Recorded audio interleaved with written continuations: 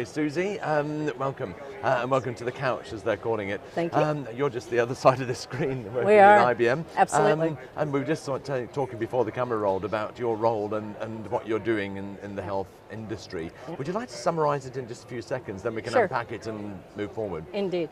So I'm part of IBM's Watson Health team. We have a number of solutions that we bring both to healthcare and social care. And I specifically work in the area where we bring health and social data information together to allow individuals to achieve the outcomes they want to achieve. Now, is this for any particular type of patient, or are you focusing on one certain patient group? So our clients tend to be the providers of services, and they could determine that they wanted to use it across their entire patient or client basis. In social services, we don't talk about having patients, we have clients. You do too. And that's one of the things I was just discussing with one of the members from the Dunedin area, which is that if we're going to merge health and social, as Graham Osborne referenced yesterday, we're going to have to come up with some common terminology because we don't have that today. That's a very fair point. So what type of providers are going to access you and say, help? So typically the types of providers that we're working with are those that are looking to achieve step change in how they manage their clients, whether they're patients or social services clients, and people that recognize that you cannot deal with one facet of an individual effectively, particularly in a health and social setting, and particularly here in New Zealand, because regardless of this accent, I've been in New Zealand for 20 years now. So we got off the same plane, I think, so you're on safe ground. Yeah. So I do understand how the system works here and the challenges. And God we have help us. You understand the system? We'll extend this interview a bit. Well done. So one of the organizations we've worked with on a global basis is based in Catalonia in Spain. And what they've done is looked at their patients who have multiple chronic illnesses. So, for instance, an elderly person, because believe it or not, as you get older, that becomes a chronic condition in and of itself, the deterioration that your body suffers, no matter how well you exercise or take care of yourself. Probably diabetes type 2, some form of respiratory illness, be that COPD or asthma.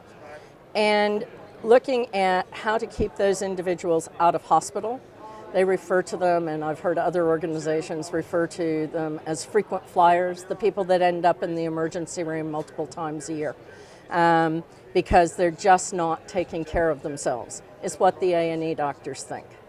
It's not that they're not taking care of themselves, it's that for one reason or another, there are more services they need than just having their medical needs taken care of. Fair point. Now, we've been talking with other people who sit in your seat about how fragmented this system is. It's hugely fragmented because it's not just all of the different government agencies. So if you take a New Zealand context, and let's take another mental cohort, another physical cohort, which is those with mental health issues, right? A lot of people with difficult mental health issues, schizophrenia, bipolar, end up dealing all too frequently with our justice and corrections systems, because when they're off their meds, when they're not following their treatment plans, they become abusive, they become abrasive. The public becomes afraid of them, and that fear leads to a call to the police. So if I was a GP and I had a patient, because GPs are patients, and I thought, you're falling between the cracks, you've got lots of different silos looking after you, you're a victim of a fragmented system, I give you a ring, what happens? Yep. So you don't give me a ring, right? The solution is that you as a GP are a part of a coordinated care team that runs across disciplines. You may have members for your younger patients. You've probably got educators or people out of the education system that are part of that care team. Social workers may be part of that care team for this individual. So you would be able to see for a given patient, who's part of their care team and what services are being provided to them. And then participate collaboratively with your colleagues across social, corrections, justice, housing, all of the NGOs, because that's where the real fragmentation occurs. It's not just at the ministry level. No. It's the fact that many of the ministries and many of our departments have put services into non-governmental organizations to provide, and they become the default service providers. And they're typically the ones who may know some of these individuals the best and understand their complex needs, understand their family situation. But if we go back to utilizing this integrated care management solution and who would use it, some health systems that are using it for their most complex patients. We've got other health systems that are using it to focus on their elderly patients so that their elderly don't fall into the cycle of isolation and depression, which leads to further physical issues. And we wrap those clients are wrapping services around people in their homes, in a coordinated fashion, because what typically happens, I'm Mary. I'm in my 80s. My daughter works full time, so I don't see her as often as I want to. And I've got all these people who want to help me, and every time they come to my house, I have to start from scratch. And they don't know my that's story. Where your product comes in? That's where my product comes in. So going back to the GP who's looking at Mary, who does he phone?